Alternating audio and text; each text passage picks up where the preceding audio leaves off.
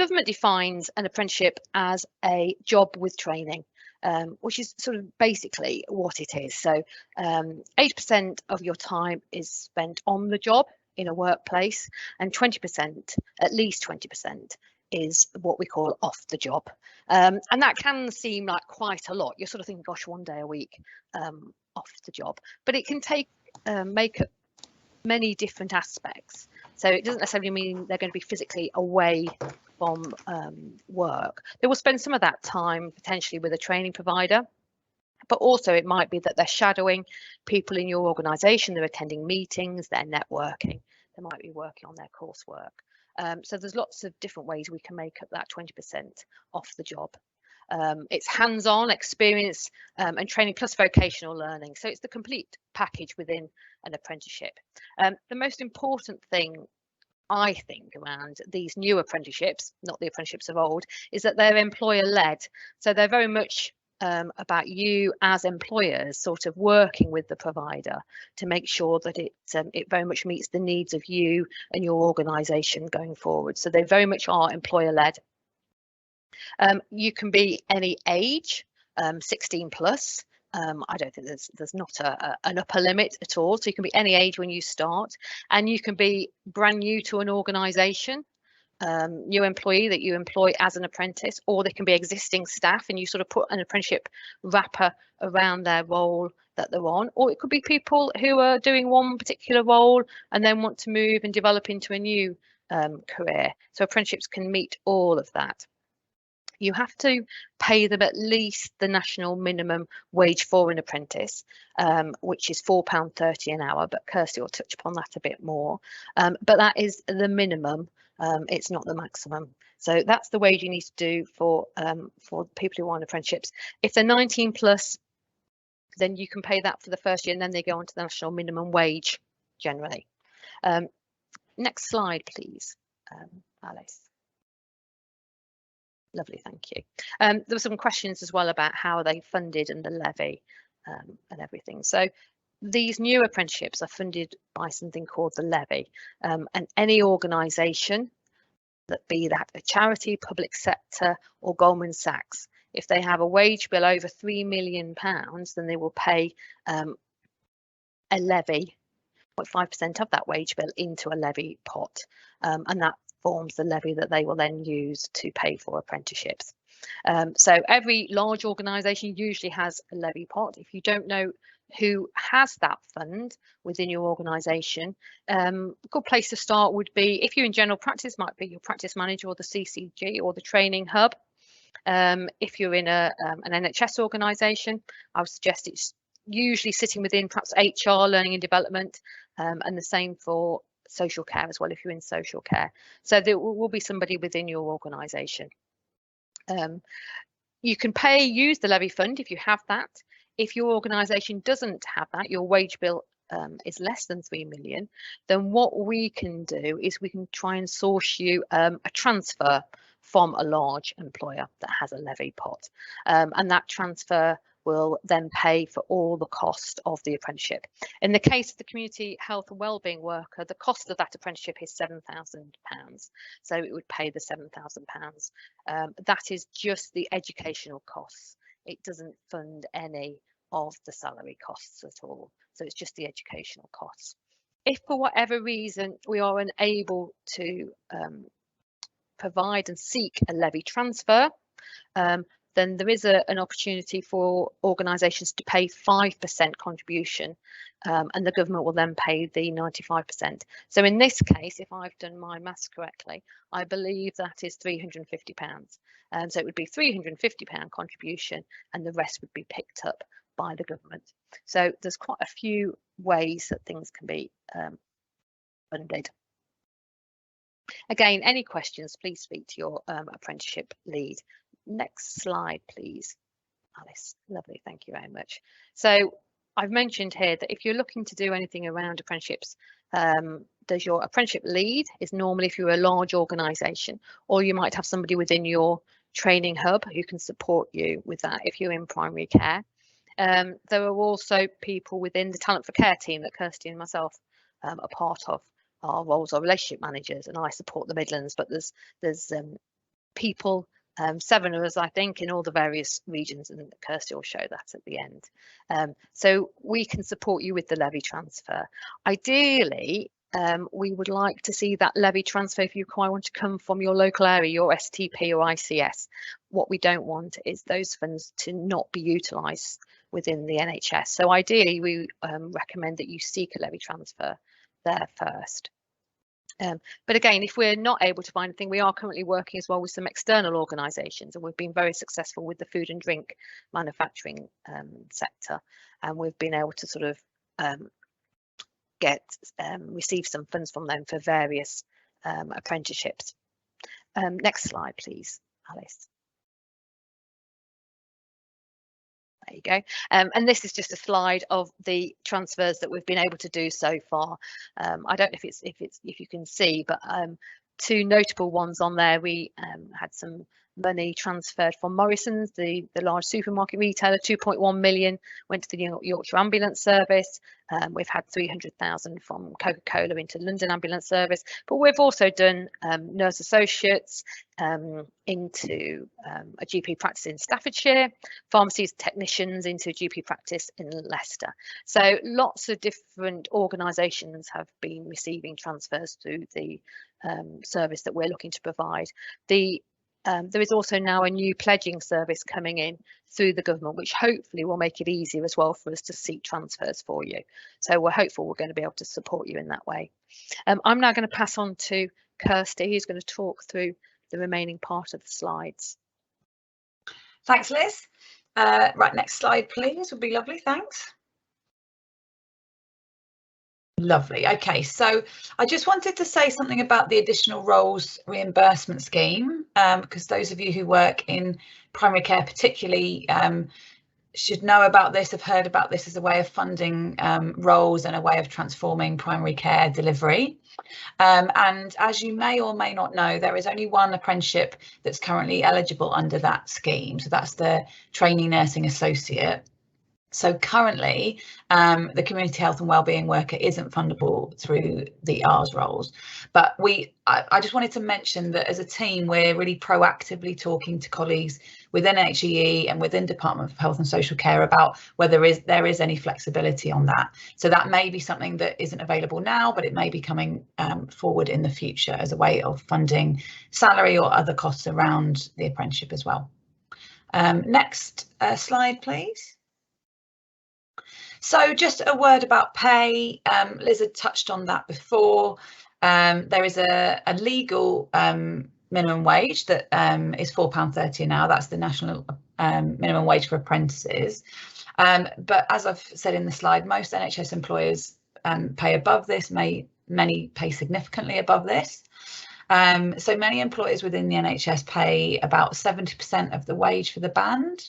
And if you use Agenda for Change, then that's called Annex 21. The link on the bottom of this slide will tell you more about that. In Agenda for Change terms, this role is around a band 4 or band 5 usually. If you don't use Agenda for Change pay scales, then that might be a way that you think about having a benchmark. You might want to talk to people in your local system about where they think would be an appropriate level of pay for this role. And then looking at, progression as somebody gets more experience through the role or stays with your employer, it's worth thinking about. We always advocate for paying apprentices well, because we've seen the more you pay, the better it is to retain your staff, and that can make really great differences not only to you as an employer, but to the whole system, the whole local health system. Next slide, please. So there are various myths around the apprenticeship agenda. There have been since its inception, and some are still kicking around. So we just wanted to bust some of those myths, and more than happy to talk about this after in the Q&A as well. But maybe you've heard or maybe have an impression that apprenticeships are just for administrators. And that's absolutely not the case. There are great apprentice administrators, and you can do great work at level 2 or level 3 and in other kind of administration roles. But there's a huge wide range beyond that. This standard is a great example of one, a very dynamic role that works in lots of different environments. There are degree level apprenticeships now, there are advanced and higher level apprenticeships, and of the 350 roles that are available in the NHS, over 100 of those are available to train for via an apprenticeship. So it really is a big agenda with lots of different types of roles within it. The second one that we hear and that might be of concern to people on the call is that you can't employ an apprentice if you don't pay the apprenticeship levy. That's sometimes because people are not quite sure what the apprenticeship levy is or how you access it. As Liz said before, you will pay the apprenticeship levy if you have a wage bill of £3 million or more. So if you don't have that, then you won't be paying the apprenticeship levy, and you can fund your apprenticeships via a transfer, as we said. And if you are from a big employer but you don't know about your apprenticeship levy pot, or you're not quite sure, then it's worth speaking in your organisation to see if you have an apprentice lead. Lots of big organisations do have either an individual who leads on this work, or sometimes even a team. Us from HEE, we're linked into lots and lots of employers around the country, lots of networks. So if you're not sure yourself, we might be able to talk to you about whether we know somebody in your patch and make those connections as well. Sometimes we hear that apprenticeships are for people who aren't academic. And this is and is not true, if you know what I mean. So if you aren't academic, then sometimes apprenticeships are very attractive to you because it's a very vocational and hands-on way of learning and training. But that doesn't mean that it's exclusively for those kind of people. Lots of apprenticeships have quite rigorous academic requirements, and they do involve study. They might involve applying yourself in ways that you haven't at school. So it's a misnomer to think that it's just for one type of learner or one type of person. I think we might have hopped forward on the slides because I think there was a couple of other myths on there. Could we just pop back? Sorry, is it Alice? Are you doing the slide? Or is that just me? Am I the only person who's on the next slide? There is just a delay in when the slides come through. Okay. Give it a sec. Oh, that was a test of what the other myths are for me, isn't it? Oh, wonderful, thank you. Sometimes there can be an impression that apprentices only work in large employers, and there are apprenticeships throughout large employers, both NHS and non-NHS in the country, but that's absolutely not the only case. So there are really thriving examples of apprentices working in small employers, in primary care, in social care, working throughout systems, you know, really addressing workforce challenges and seeing about new ways of working. And that doesn't mean just people coming into careers or at the start of their career, but for career changes as well. And that's kind of speaks to the last myth that we've put on this slide, although there are other things that we could talk about, which is that apprenticeships are only for young people. So that's absolutely not the case. There's no upper age limit on apprentices, and actually apprenticeships can be a very good way of somebody transitioning within their career or an employer looking at their skills mix.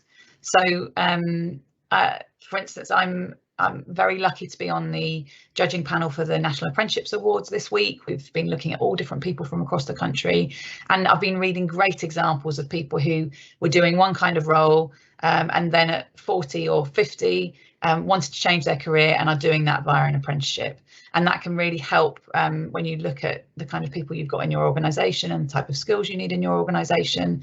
There may be people who always thought they wanted to do a different kind of role, but that it wasn't for them, or they couldn't access it, or they couldn't juggle it with childcare or other caring commitments. And apprenticeships can really help in that space, and they're a very flexible way of supporting colleagues. Next slide, please.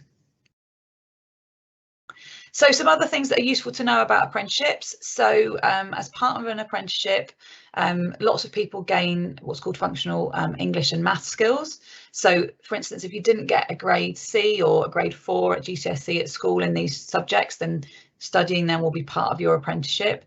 And as an employer, you know, this is a great benefit because it gives you somebody who is gaining greater confidence in these skills. They're practicing these skills, they're using it in a real work context. And there's lots of evidence to say that low confidence around maths and English can really impact on somebody's ability to deliver their role and deliver the role to the best of their ability. So having this support, and there's extra support from HE on that as well, and we can speak about that or direct you to resources around that, will really help with that individual and the skills mix in your organisation in general. Next slide, please. So just a word on recruitment, because if you were thinking of you know, employing a community health and wellbeing worker, but you didn't know where to go to find that individual, obviously you can look to your existing staff pool already. Are there people that you want to develop and that this would be a good fit for? But also, if you're going with outside of your existing staff pool, then you can work with the training provider. Often they will be involved in the recruitment, can help support with meeting candidates or working together on a job description. So I would absolutely have that conversation. You can advertise locally, as you do with existing vacancies in your area, either within the building or on local social media or using local forums. And that's why it says they, you know, use existing systems. Like, you can add options to your existing recruitment, but you don't have to do something completely new and reinvent the wheel. An apprenticeship is an employee role, like another vacancy. So use the tools at your disposal.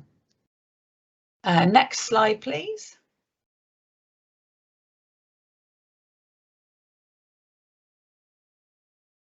Lovely. So this slide is our lovely team. These are our relationship managers. 7 of them, each holding one of the regions in England. So you can see everybody there and you can see the different regions. Obviously, we've got Liz with us on the call, and these are our other colleagues who each manage their own patch. Very well networked into their areas, very knowledgeable about apprenticeships. No such thing as a stupid question. I would really recommend getting in contact with them, because not only will you be able to speak to them, but they will hopefully be able to invite you into existing networks in your area of people who are doing similar things. They might be implementing apprenticeships already, they might be quite far down the line, or they might be new, and that will really help increase your knowledge and your experience. When you get these slides, the underline here is a hyperlink to telling you how you can contact these individuals. So if you want the email addresses, then you just need to click on that hyperlink and you can get through to them. Next slide, please. So this is just one little kind of plug for our site. So those of us who work in the HEE Talent for Care team, we speak to this website called HASSO. So HASSO is Healthcare Apprenticeship Standards Online. It's a kind of bank of information about apprenticeships.